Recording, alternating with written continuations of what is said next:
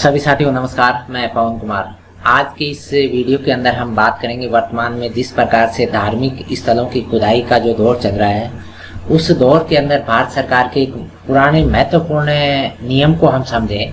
उस नियम की पूरी चर्चा इस वीडियो के अंदर हम करने वाले हैं। और ये नियम जो है एक ऐसा नियम है जो देश को वापस एकजुट करने में मदद करेगा। उस दौर के अंदर सरकार ने बनाया था और उसके पीछे मकसद यही था कि देश के अंदर जो विभाजन की स्थितियां आ रही हैं, धर्मों को आपस में भिड़ाने की स्थितियां हैं, उनको कम कैसे किया जाए। तो उसके लिए एक कानून बना। 18 सितंबर 1991 को भारत की संसद ने ये कानून पारित किया। ये कानून क्या है? ये उपासना स्थल विशेष उपबंध अधिनियम 1991। ये तो हो गया इसका नाम। और ये किससे रिलेटेड है? यानी किसी उपासना स्थल का परिवर्तन प्रतिसिद्ध करने के लिए, यानी उसका स्वरूप बदलने के लिए। और 15 अगस्त 1947 को यथा विद्यमानता किसी उपासना स्थल के धार्मिक स्वरूप को बनाए रखने। यानी अब हम कोई स्वरूप बदलना चाहें किसी धार्मिक उपासना स्थल का तो वो गलत है। आधार तिथि क्या मानी गई? आधार तिथि ये मानी गई कि 15 अगस्त 1947 को आधार तिथि मान लो। ठीक है, ये क्लियर हो गया। ये नियम ये कह रहा है। ये नियम में जब बनाया था उस समय आप सभी को पता है कि अयोध्या का जो विवाद था वो चरम पे था और देश के प्रधानमंत्री कौन थे? पीवी नरसिम्हा राव थे। उन्होंने उन स्थितियों को देखा कि आगे देश के अंदर जो है ऐसी स्थितियां न खड़ी हों, इसलिए उन्होंने ये कानून बना दिया था। और आजकल आप सभी जानते हैं दो बड़े विवाद चल रहे हैं। एक तो ताजमहल का विवाद चल रहा है और इस विवाद के पीछे बात वही है कि ताजमहल एक्चुअल में पहले क्या था? ये एक मंदिर था। इस मंदिर को ध्वस्त करके और क्या बनाया गया है? ये मस्जिद बनाई गई है। ताजमहल आपको पता है मुमताज की याद में एक ऐतिहासिक विश्व धरोहर स्मारक है। अब मुमताज की कब्र होने के कारण क्या मानते हैं? ये एक मुस्लिम धर्म से जुड़ी हुई एक जगह है। और वाद ये लगाया गया कि ये क्या है? ये एक मंदिर है। और अभी तक की अपडेट के अनुसार क्या है? इसको कोर्ट ने खारिज कर दिया है कि याचिका जो है ना वो सुनवाई लायक नहीं है। ठीक है, तो ये जो इश्यू है इस इश्यू का तो पटाक्षेप हो गया है। अब एक इश्यू और चल रहा है, वो इश्यू है ज्ञानवापी मस्जिद का। ये ज्ञानवापी मस्जिद आप जानते हैं काशी विश्वनाथ जो मंदिर है और उससे टच में एक मस्जिद है, उसका नाम है ज्ञानवापी मस्जिद। और ये मामला जो है औरंगजेब के समय का है और इसमें भी यही रखा गया है कि ज्ञानवापी मस्जिद जो है वो एक मंदिर को ध्वस्त करके बनाई गई है और इसके एविडेंस पता करके और इसको पुनः मंदिर घोषित किया जाए। और कोर्ट ने इसको स्वीकार करके और इसके सर्वे का काम सर्वेकर्ताओं को सौंपा है। ठीक है, इसकी जो भी अपडेट आएगी एक नए वीडियो के अंदर हम तैयार करके आप तक भेजने का प्रयास करेंगे। लेकिन मेरा मकसद इस वीडियो के अंदर इस नियम को समझाने का है। अब इस नियम की जो बात है वो मैंने क्लियर कर दी थी कि परिवर्तन करना जो है ना वो गलत रहेगा और यथा स्थिति जो है ना वो 15 अगस्त 1947 वाली बनाई रखनी होगी। वर्तमान के दो इश्यू समझ लिए और नियम की जो मोटी बात है वो आपने देख ली। अब हम इसकी गहराई के अंदर नहीं जा रहे हैं, हम सिर्फ मोटी मोटी बात जो आप को ज़्यादा रुचिकर लगेगी और चर्चा के अंदर जो रहती है। एक बात ये आती है इस नियम के अंदर जो बात लिखी है, उपासना स्थल क्या है? उपासना स्थल क्या रहेगा? ये मंदिर है, मस्जिद है, गुरुद्वारा है, गिरजाघर, मठ या किसी धार्मिक संप्रदाय या उसके अनुभाग का, चाहे वह किसी भी नाम से ज्ञात हो, लोक धार्मिक उपासना का कोई अन्य स्थल। कुल मिला के बात क्या है कि पूजा पाठ अलग अलग धर्मों में अलग अलग प्रारूप में होती है और उनका अलग अलग जो है जगह है, उनके नाम हो सकते हैं अलग अलग। ये नियम जो है इनसे जुड़ा रहेगा, इनका परिवर्तन नहीं कर पाएंगे। ठीक है, अच्छा इसके अंदर आप धर्मशाला को शामिल नहीं करेंगे। देखो कई लोग ऐसे भी आए हैं जिन्होंने धर्मशाला को लेके कि ये उपासना स्थल है, धर्मशाला उपासना स्थल में नहीं आएगा। ठीक है, कि ये धर्मशाला जो है हम उस जमाने में एक ये समाज काम में लेता था और इस नियम का हवाला देके अगर मामला कोर्ट में जाता है तो वो खारिज हो जाएगा। अब इस नियम की जो मोटी बात है ना, वो आप देख लें। वो मोटी बात क्या है? मोटी बात ये है कि कोई भी व्यक्ति किसी धार्मिक संप्रदाय या उसके किसी अनुभाग के किसी उपासना स्थल का उसी धार्मिक संप्रदाय के भिन्न अनुभाग के या किसी भिन्न धार्मिक संप्रदाय या उसके किसी अनुभाग के उपासना स्थल में से परिवर्तन नहीं करेगा। कुल मिला के बात क्लियर है। यानी मस्जिद है तो उसको मंदिर नहीं बनाया जाएगा, मंदिर है उसको मस्जिद नहीं बनाया जाएगा। बाय द वे मंदिर का भी कई बार झमेला हो जाता है। शिव मंदिर है और उसको हम हनुमान मंदिर करना चाहें तो ये भी इस नियम के तहत वर्जित है। अगर मान लीजिए सिया संप्रदाय का कोई धार्मिक उपासना स्थल है, सिया संप्रदाय की कोई मस्जिद है और उसको सुन्नी संप्रदाय के अंदर बदलना है तो वो भी गलत है इस नियम के तहत। ठीक है, बालाजी का मंदिर है और उस बालाजी के मंदिर को शिव जी का मंदिर बदलना है तो भी इस नियम के तहत गलत है। क्लियर हो गया? ये बात आप समझ गए।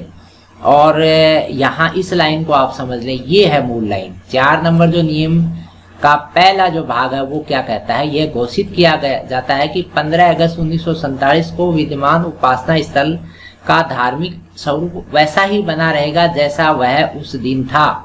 इस लाइन को आप समझ लें। यानी 15 अगस्त 1947 से पहले बहुत सारी विकृतियां हुई होंगी, बहुत सारे मंदिरों को मस्जिद बनाया होगा, मस्जिदों को मंदिर बनाया होगा, मठों को तोड़ के मंदिर बनाया होगा। क्योंकि आप सभी जानते हैं कि पुराना जो समय था उस समय बौद्ध शासकों का राज हुआ। बौद्ध शासकों का राज हुआ तो उन्होंने मठ बनवाए थे बौद्ध धर्म के, और उसके बाद में जो अन्य धर्म के जो शासक हुए उन्होंने उन मठों को तोड़ के कुछ एक मठों को तोड़ के मंदिर बने हैं, कुछ एक मठों को तोड़ के मस्जिद बने हैं।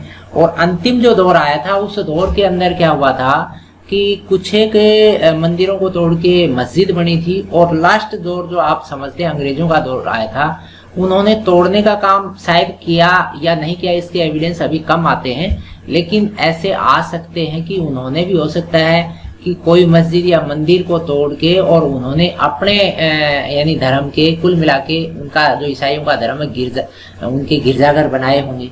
तो ये स्थितियां जो है न आए, इसीलिए क्या किया, इस नियम में क्लियर कर दिया कि 15 अगस्त 1947 को आधार तिथि मान लो और उस समय जो स्वरूप था वही अब रहेगा। ठीक है। अच्छा, फिर इसमें ये भी बात क्लियर कर दी है कि अगर कोई मामला पहले से, यानी ये नियम बना, उस नियम में बनने, यानी ये 1991 में ये नियम बना, उस टाइम में अगर कोई मामला कोर्ट में था, ठीक है, ये सारी बातें लिखी हुई हैं, आप इसको स्लो करके पढ़ लेना। ठीक है, मैं सारी बातें यहाँ, क्योंकि इनमें बहुत सारी ऐसी बातें हैं तो वो ज़्यादा इम्पोर्टेंट नहीं है। कुल मिला के अगर आप देखना चाहें तो इनको देख लें, तो स्लो करके देख लें। मैं जो बता रहा हूँ वो ये है कि अगर 1991 के दौर में जब ये नियम बना है, उस टाइम में अगर कोई मामला कोर्ट में है तो वो जो है ना वो तो चलेगा, नया नहीं लगेगा। बात क्लियर हो गई ना, आप समझ गए ना इस बात को। अच्छा, अब इस मामले को देख लें। अब इसमें ये लागू कहाँ नहीं हो रहा था, ये लागू यहाँ नहीं हो रहा था कि बाबरी मस्जिद वाला मामला जो था उस समय चल रहा था और ये मामला सुप्रीम कोर्ट में था। जब ये नियम बना 1991 में, तब बाबरी मस्जिद का मामला सुप्रीम कोर्ट में था। तो इन्होंने इस यहाँ क्लियर है कि इस अधिनियम की कोई बात उत्तर प्रदेश राज्य के अयोध्या में स्थित राम जन्मभूमि बाबरी मस्जिद के रूप में सामान्यतः ज्ञात स्थान या उपासना स्थल को उक्त स्थान या उपासना स्थल से संबंधित किसी वाद, अपील या अन्य कार्रवाई को लागू नहीं हो। यानी कुल मिला के ये मामला जो था बाबरी मस्जिद का मामला, ये कोर्ट में चल रहा था उस समय, और इस वजह से क्या हुआ, इसको इससे छूट दे दी गई है। और उस टाइम में जब सुप्रीम कोर्ट में ये मामला रखा जाता है तो उसमें इस 1991 वाला जो है हवाला, उसको दे के ही लास्ट जो निर्णय सुप्रीम कोर्ट ने लिया है, और उस निर्णय के द्वारा ही मस्जिद की जगह वहां पर मंदिर का निर्माण अभी चल रहा है। लेकिन बात अब वाले मामलों की है। अब अगर कोई भी मामला, किसी भी मंदिर को तोड़ के मस्जिद बनाना है या मस्जिद को तोड़ के मंदिर बनाना है और उसके तथ्य खोजे जाने हैं, तो उसमें ये जो नियम है, ये अभी की स्थितियों के अंदर जो है वो धार्मिक सौहार्द बनाने के लिए सही है। और अगर इसकी कोई पालना नहीं करता है तो 3 साल का इन्होंने लिखा है दंड का भी प्रावधान है और जुर्माना और भी है साथ में। कुल मिला के सरकार सर्वे सर्वा है, सरकार चाहे तो इस नियम को हटा भी सकती है। जैसे कृषि कानूनों को ड्रॉप कर दिया, कृषि कानून जो बनाए थे उनको सरकार ने हटा दिया। तो अगर सरकार चाहे इस कानून को जो 1991 में बना हुआ उसको संसद के अंदर बैठ के और इसको क्या कर सकती है, डिलीट कर सकती है। जैसे अपन डिलीट का बटन रखते हैं ना, तो ऐसे ही इसको डिलीट कर सकती है संसद। तो अभी तक की स्थिति के हिसाब से ये डिलीट नहीं हुआ है, तब ये बात क्लियर है कि ये जो विवाद है ना, इन विवादों को अगर कोर्ट में अगर रखा जाएगा, हो सकता है निचली अदालतें फैसला दे दें, लेकिन जब सुप्रीम कोर्ट में जाते हैं तो ये जो नियम है, ये नियम वर्तमान स्थिति को बनाए रखेंगे। तो साथियों, इस वीडियो के अंदर मेरा ये प्रयास है कि इस नियम की बारीकियों को आप दाएं बाएं से जो भी जानकारी है वहाँ से भी इकट्ठे करें। बहुत सारे इसके अंदर अपवाद भी हैं, लेकिन मोटी बात जो है वो आपने समझ ली। और प्रयास कीजिए सभी को ये जानकारी भेजने का, ताकि वो भी वर्तमान जो स्थितियां हैं उन स्थितियों के अंदर एक धार्मिक सौहार्द न बिगड़े और ये सौहार्द बना रहे। और ये बनना जरूरी भी है, क्योंकि भारत जो है एक धर्मनिरपेक्ष राष्ट्र है। इतिहास के अंदर बहुत सारी बातें जो है ऐसी हैं, जो बातें अगर याद करके और वर्तमान में जो सामंजस्य उसको बिगाड़ने का प्रयास करेंगे तो आप और हम देशवासियों के लिए अच्छा नहीं रहेगा। तो कुल मिला के ये वीडियो की बात जो है यहीं ख़त्म करते हैं, फिर एक नई वीडियो के अंदर मिलेंगे। आपने वीडियो देखा, वीडियो सभी तक शेयर किया, इसके लिए धन्यवाद।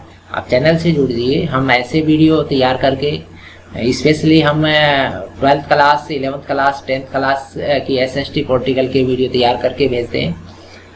फिर भी ये जो चर्चाएं हैं ये भी उनसे रिलेटेड हैं, इसीलिए इनका भी वीडियो आप तक या इनसे संबंधित वीडियो आप तक भेजने का प्रयास करते हैं।